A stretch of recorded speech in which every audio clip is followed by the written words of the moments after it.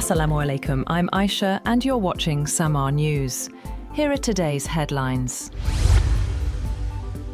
US President Donald Trump has signaled that the United States is set to complete its main objectives in the Iran conflict within the next 2 to 3 weeks, describing the measures as necessary to neutralize Iran's threat to regional and global security. Speaking in a prime-time address, he warned that US forces would continue aggressive operations against Iranian targets. Trump told the nation that US forces had delivered swift, decisive, overwhelming victories during the past 32 days of strikes. He added that the temporary spike in US gasoline prices was a direct result of Iranian attacks on commercial tankers, not the US strategy, and criticized allies for relying on oil from the region. Meanwhile, Iran has rejected claims by President Trump of decisive victories, calling them false and misleading. Officials in Tehran say the country's military capabilities remain intact, with senior figures including Mohammad Javad Zarif dismissing the remarks as empty rhetoric. Iran's military command has also warned that the United States and Israel have not destroyed its core defense systems. The exchange comes as missile attacks continue, and the conflict enters its 5th week with no clear end in sight. UN Secretary-General Antonio Guterres has warned the Middle East is on the brink of a wider war, urging the United States and Israel to halt the conflict. Speaking at the United Nations, he said the crisis is worsening, with growing civilian suffering and rising risks to global stability. He also cautioned that disruptions in the Strait of Hormuz could drive up food and energy prices worldwide. On the other hand, Iran's army commander-in-chief, Amir Hatami, was quoted as saying by state media that the country's operational headquarters must monitor enemy movements with utmost pessimism and accuracy and be ready to counter any method of attack. US President Trump has said the Iran conflict is nearing completion and could end within weeks. State media quoted Hatami as saying that no enemy troops should survive if adversaries attempt a ground operation.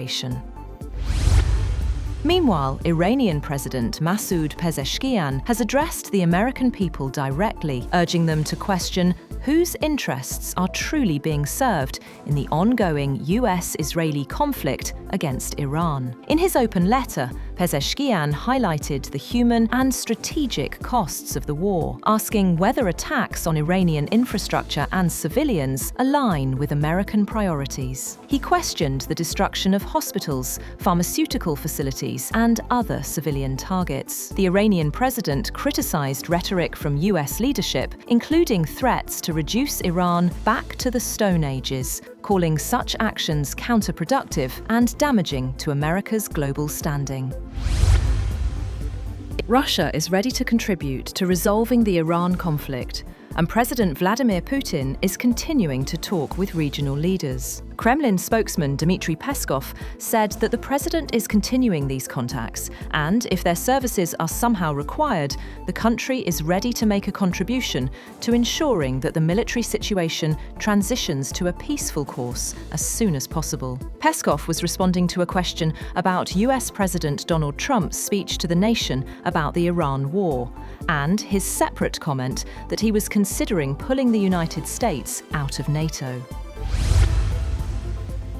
Britain has said it will host talks aimed at forming a coalition of countries to explore ways to reopen the Strait of Hormuz, after US President Donald Trump said securing the vital waterway was a problem for other nations to resolve. British Foreign Minister Yvette Cooper will chair the virtual meeting of about 35 countries, including France, Germany, Italy, Canada, and the United Arab Emirates, around midday in London, to explore ways to restore freedom of navigation in the area. The United States is not due to attend. 8 Muslim-majority countries have strongly condemned Israel's move to pass a law making death by hanging a default sentence for Palestinians convicted in military courts of deadly attacks. A joint statement released by Pakistan said Pakistan, Turkey, Egypt, Indonesia, Jordan, Qatar, Saudi Arabia, and the United Arab Emirates also emphasized the urgent need to refrain from measures that risk further inflaming tensions on on the ground.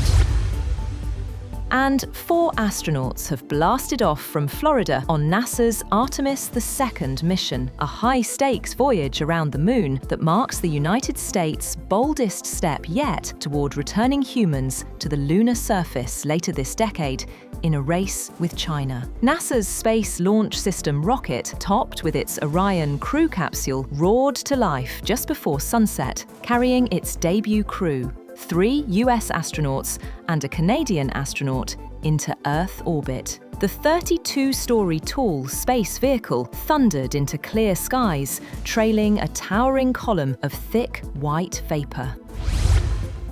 That's all for now. For more updates, visit www.samaa.tv. Thank you for watching Samaa News.